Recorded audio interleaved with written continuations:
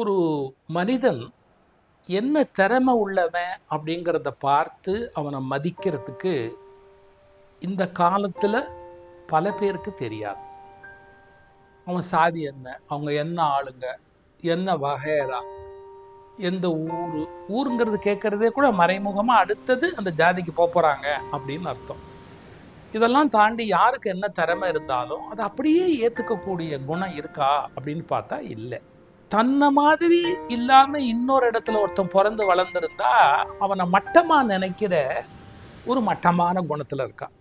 காரணம் தான் வித்தியாசப்படும். ஒண்ணு, அவங்க ஏழையான குடும்பத்திலேருந்து வந்திருப்பாங்க, இல்ல அவங்க ஊர் சின்ன குக்கிராமமா இருக்கும், அல்லது அவங்க ஜாதியை கணக்கு பார்ப்பாங்க, அந்த ஜாதியிலையும் உள்ளுக்குள்ள என்ன பிரிவு அப்படின்னு கணக்கு பார்ப்பாங்க. இந்த மாதிரி அர்த்தமில்லாத வேறுபாடுகளை முன்வைத்து நாம ஒருவரை குறைச்சு மதிப்பிடக்கூடாது. யாருக்குள்ள என்ன திறமை இருக்கும் அப்படிங்கிறது யாருக்கு தெரியும்?